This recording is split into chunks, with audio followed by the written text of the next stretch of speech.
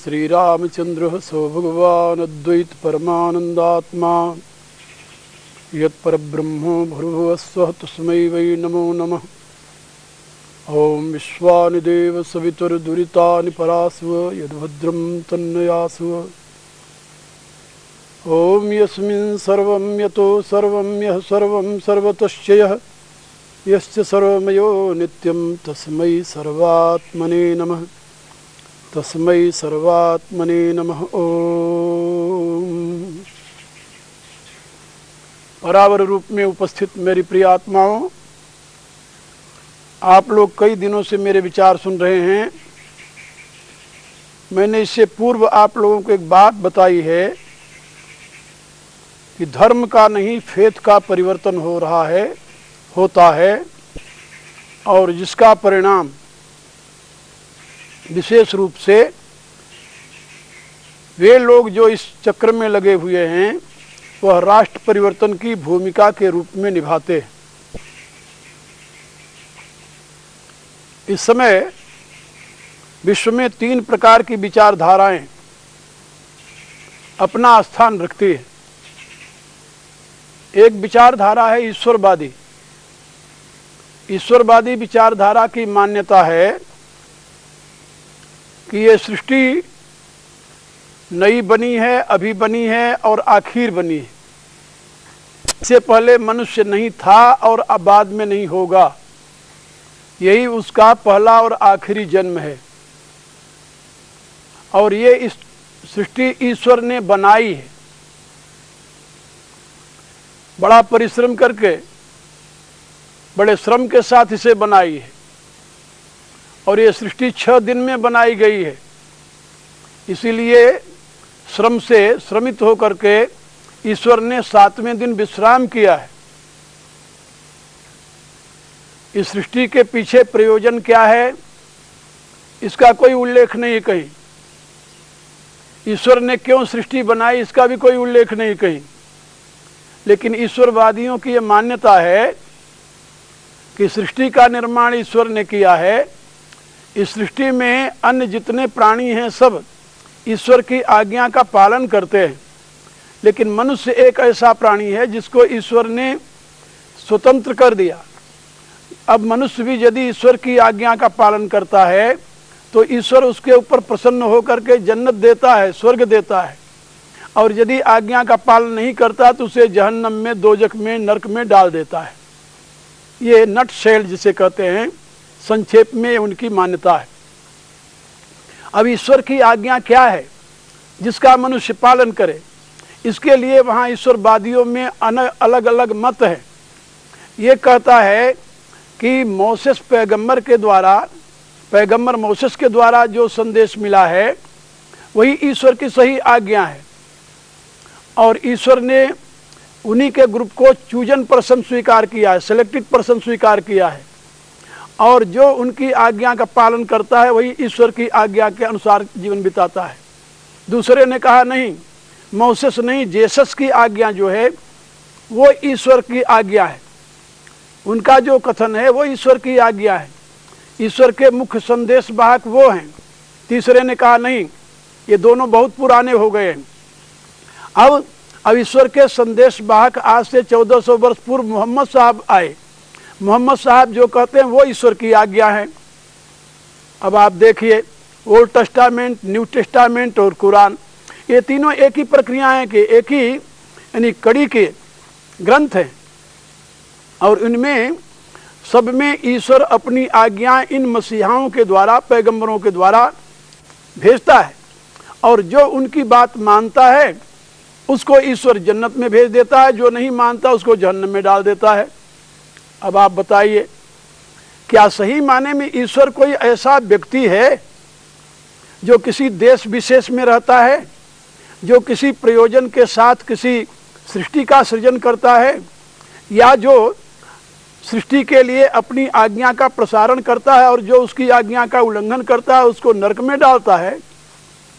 अब आप ये भी थोड़ा विचार कीजिए कि आपकी आयु 100 वर्ष की है। 100 वर्ष में आपके कुछ वर्ष तो बाल्यपन में बीत गए, आधा जीवन तो आपका निद्रा में बीता, आधा से जो बचा था जीवित अवस्था का, जागृत अवस्था का, कुछ बालपन में गया और कुछ वृद्धावस्था में गया। अब बीच का जो थोड़ा सा समय है आपके लिए कर्म का, उस कर्म के अनुसार यदि आपको जन्नत और जहन्नम मिलता है या स्वर्ग नरक मिलता है फिर तो ठीक है, लेकिन आप अपने कर्मानुसार नहीं, आप तो अपने विश्वास के अनुसार स्वर्ग नरक को प्राप्त करेंगे। मेरे विचार से ये न तो युक्ति संगत विचार है न तर्क संगत विचार है। और इस प्रकार की ईश्वरवादी विचारधाराएं इस समय विश्व में अपना प्रचार और प्रसार कर रही हैं और मानव मात्र को उसकी बुद्धि से विमुख करके अंधविश्वास में ढकेल रही हैं। दूसरी बात, ईश्वरवादियों के पश्चात एक और बात नया आया था कुछ दशक पूर्व से, जिसको आप कम्युनिज्म कहते हैं। साम्यवाद नाम दिया गया उसको। साम्यवाद का अर्थ तो संस्कृत में और कुछ है, लेकिन उन विचारकों ने उसको नाम दिया, अनुवाद किया हिंदी में साम्यवाद, हालांकि है वो कम्युनिज्म। कम्युनिज्म माने साम्यवाद नहीं हो सकता। जो हिंदी का थोड़ा सा भी ज्ञान रखता है, संस्कृत का थोड़ा सा भी ज्ञान रखता है, वो इस सत्य को समझ सकता है कि कम्युनिज्म शब्द जो है वह कम्यून से बना हुआ है, उसका अर्थ कभी भी साम्यवाद नहीं हो सकता। साम्यवाद तो समत्ववाद का अभिप्राय है, वो तो सारे मानव मात्र के लिए एक सा है। लेकिन नहीं, अब उन साम्यवादियों ने निश्चय किया कि दुनिया में जितनी संस्कृतियां हैं, जितनी सभ्यताएं हैं, जितनी मानवता के आधार हैं, उन सबको समाप्त कर दिया जाए और केवल एक उनके मसीहा जिसे कार्ल मार्क्स को कहते हैं, उनकी विचारधाराओं को सारी दुनिया में प्रतिष्ठित कर दिया जाए। इससे मानव मात्र में साम्यता आ जाएगी। लेकिन उसका दुष्परिणाम क्या हुआ आप जानते हो। उस देश का सर्वप्रथम हिमायती जो रसिया था वो कुछ दशक बाद ही विखंडित हो गया, समाप्त हो गया। और अन्य देशों में जहाँ कहीं वो है, वो अपने उस रूप में नहीं है, उसका रूप दिनों दिन बदलता जा रहा है। यानी मैं ये कह सकता हूँ कि वो विचारधारा तो अपने मौत से पहले ही मर चुकी है। लेकिन फिर भी भारत में कुछ लोग ऐसे हैं जो इस विचारधारा को फैलाने के लिए सक्रिय हैं और जनता को धर्म पथ से भटका रहे हैं, गुमराह कर रहे हैं। एक तीसरी विचारधारा और चल रही है आजकल, भोगवाद की, पूंजीवाद की, व्यक्तिवाद की। ये व्यक्तिवाद जो है ये भी एक बड़ा खतरनाक स्वरूप ले रखा है। आप जानते हैं व्यक्तिवाद ही पूंजीवाद का आधार है और पूंजीवाद दुनिया के शोषण में निरत है। इसको तो आप लोग प्रत्यक्ष देख रहे हैं, सारी दुनिया त्राहि त्राहि कर रही है। अब इन तीनों वादों से मानवता की रक्षा कैसे किया जाए, इसके लिए केवल एक रास्ता है, शाश्वत सनातन धर्म का, जिसको हम अध्यात्मवाद कहते हैं। जब तक अध्यात्मवाद की विश्व में प्रतिष्ठा नहीं होती तब तक ये मानव समाज कभी सुख और शांति से जीवन नहीं बिता सकता। अध्यात्मवाद में हर एक व्यक्ति की बुद्धि का आदर किया जाता है। अध्यात्मवाद में किसी को भ्रांति में नहीं डाला जाता। अध्यात्मवाद में किसी को प्रमुखापेक्षी नहीं बनाया जाता। अध्यात्मवाद में किसी को किसी के विचारों का गुलाम नहीं बनाया जा सकता। अध्यात्मवाद में कभी किसी के लिए ये प्रतिबंध नहीं होता कि तुम अपनी बुद्धि का प्रयोग मत करो। अध्यात्मवाद तो है ही विवेक के ऊपर प्रतिष्ठित और ये मानव मात्र का अपना वाद है, क्योंकि दुनिया में जहां भी कहीं मनुष्य है सब अध्यात्मवादी है।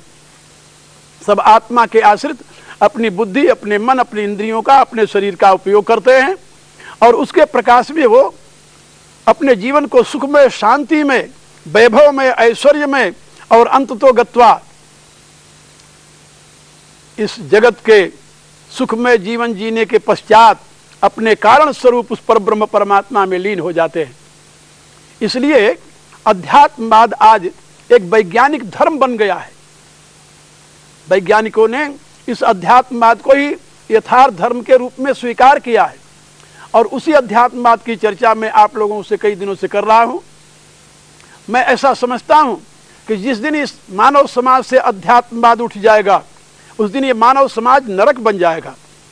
यहाँ के ये जो फेनेटिक लोग हैं, सांप्रदायिक लोग हैं, जो व्यक्तिवादी, पूंजीवादी, ईश्वरवादी और तथाकथित साम्यवादी लोग हैं, ये सारे मानव समाज को विखंडित करके एक ऐसे दुख के गर्त में ढकेल देंगे जहाँ से मानव समाज का निकलना मुश्किल हो जाएगा। और धीरे धीरे मानव समाज उसी दिशा में आगे बढ़ रहा है। ये भी आश्चर्य की बात है, जानते हुए भी कि इन वादों ने विश्व में जितने रक्त की नदियां बहाई हैं, जितने ब्लड शेड किया है, दुनिया के अन्य किसी वाद ने नहीं किया। क्या आपने कभी सुना किसी अध्यात्मवादी ने किसी मानव की हत्या की हो अपने वाद की प्रतिष्ठा के लिए? नहीं, असंभव, कोई ऐसा प्रमाण नहीं है। अध्यात्मवाद में सभी को स्वतंत्रता है।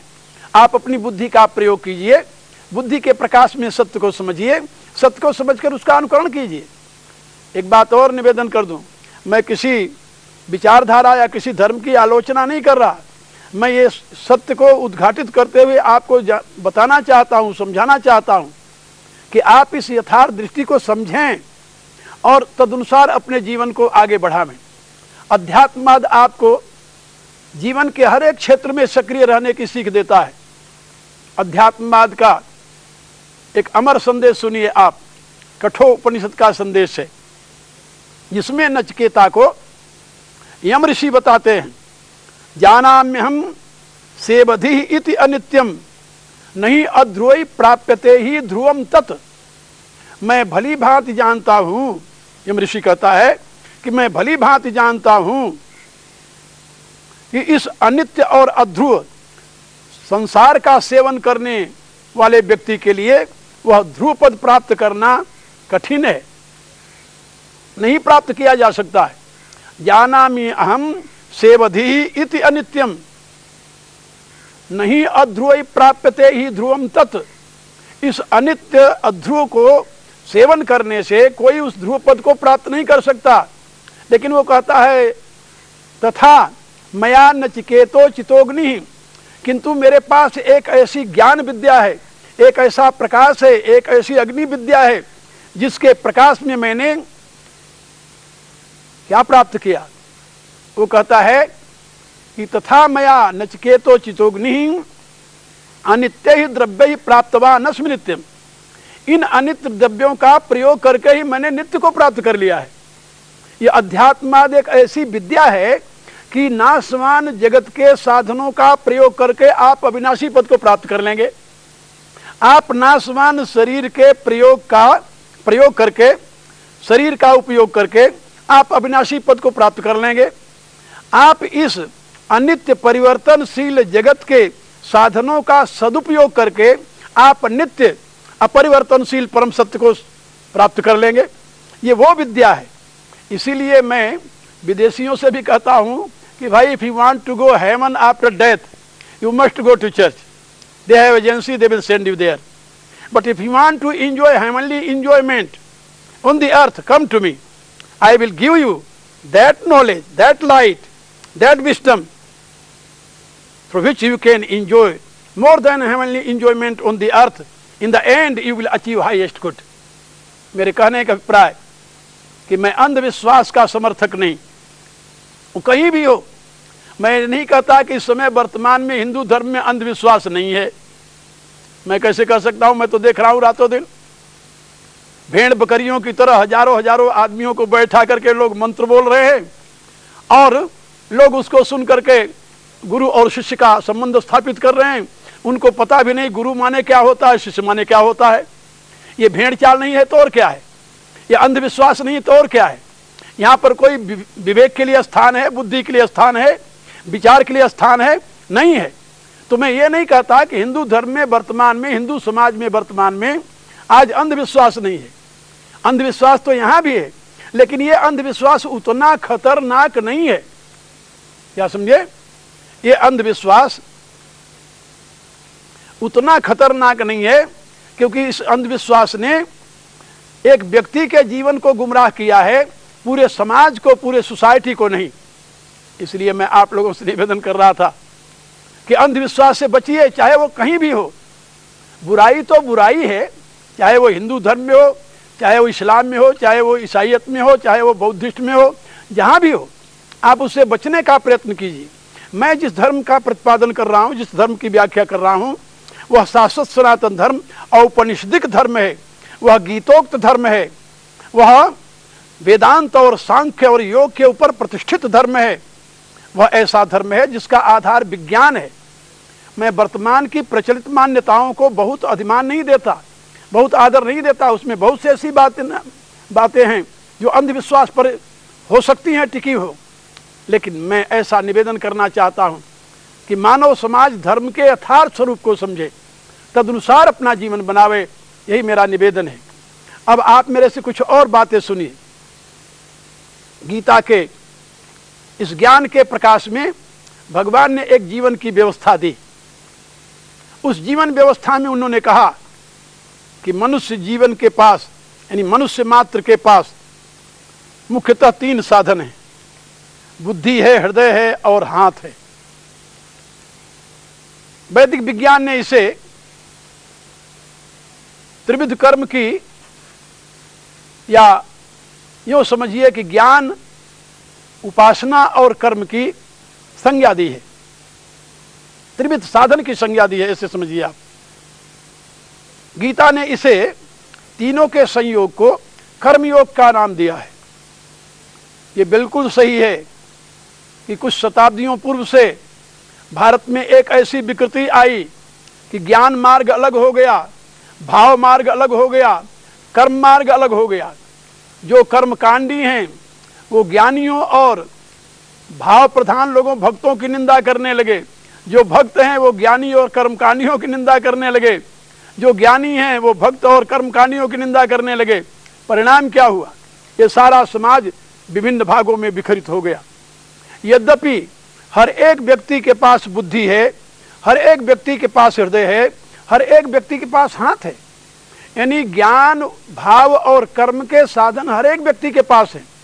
जीवन की पूर्णता केवल ज्ञान मार्ग में नहीं है, जीवन की पूर्णता केवल भक्ति मार्ग में नहीं है, जीवन की पूर्णता केवल कर्म कांड में नहीं है। इन तीनों की आवश्यकता है और तीनों एक व्यक्ति में निहित होने चाहिए। यदि आप में ज्ञान नहीं है, भाव नहीं है और आप में कर्म की प्रवृत्ति नहीं है, तो क्या आप पूर्ण जीवन जी सकते हैं? असंभव है। इसलिए मैं आप लोगों से निवेदन कर रहा था कि गीता का जो अमर संदेश है, उपनिषदों का जो अमर संदेश है, वेद का जो अमर संदेश है, ये तीनों का समन्वय आपके जीवन में स्थापित करना चाहता है। तीनों का समन्वय स्थापित करना चाहता है।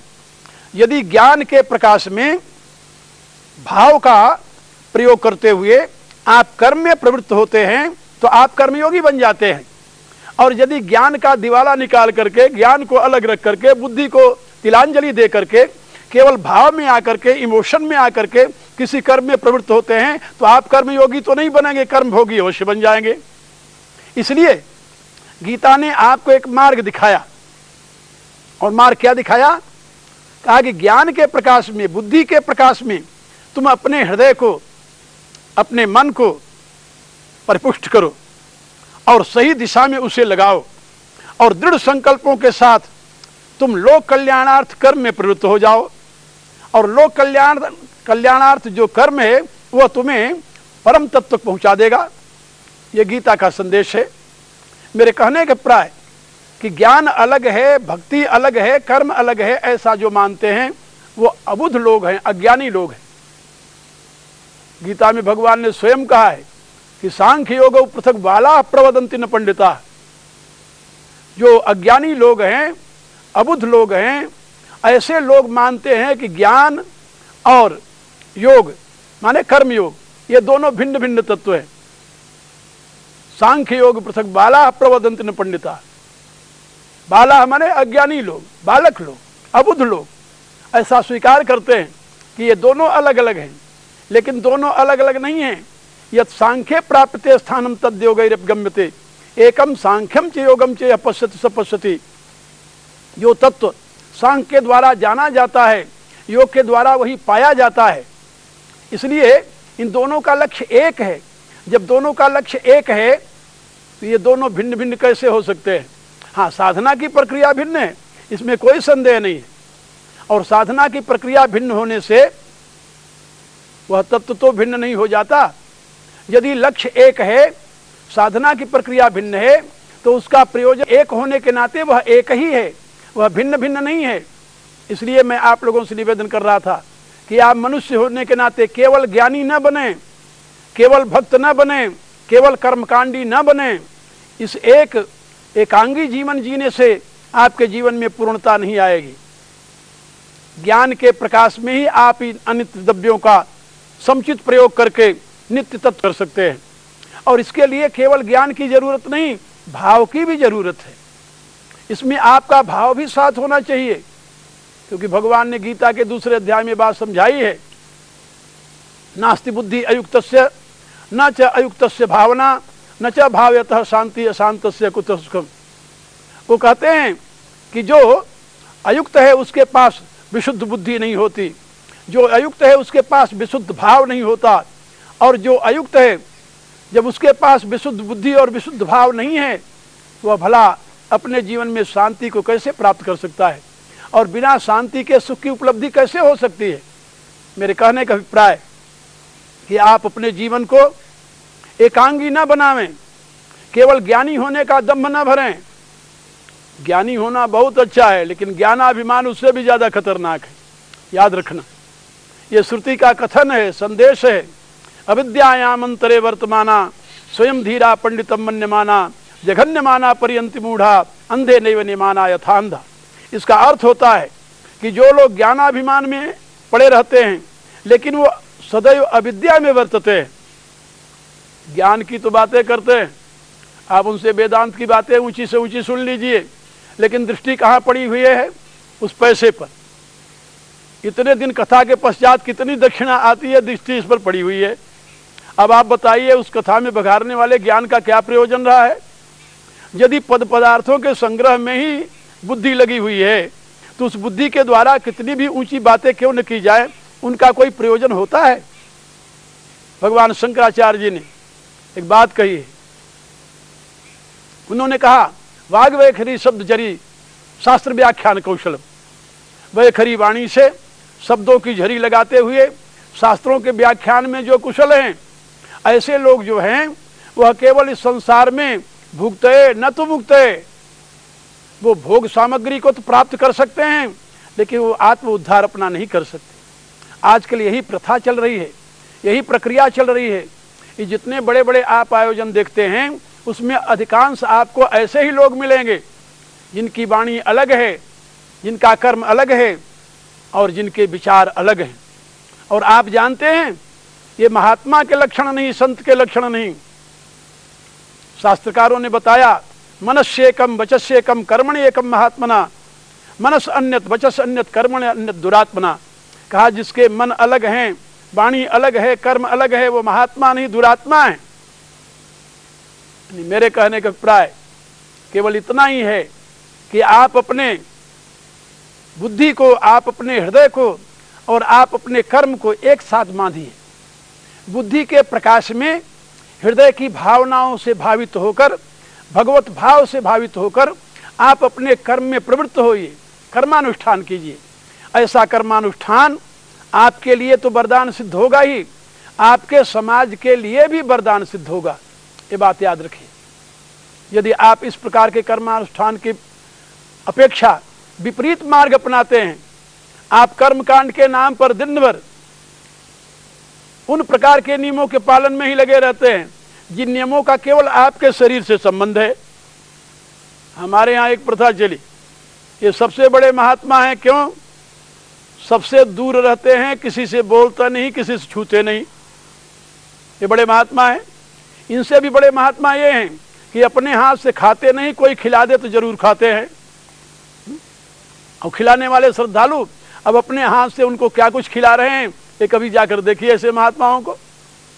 इससे भी बड़े महात्मा ये हैं जो अब समाज से बिल्कुल दूर रहते हैं। हमारे यहाँ ये बात बताई गई है धर्मशास्त्र में कि जैसे जैसे व्यक्ति का आत्म विकास होता है वैसे वैसे समाज से एक होता है।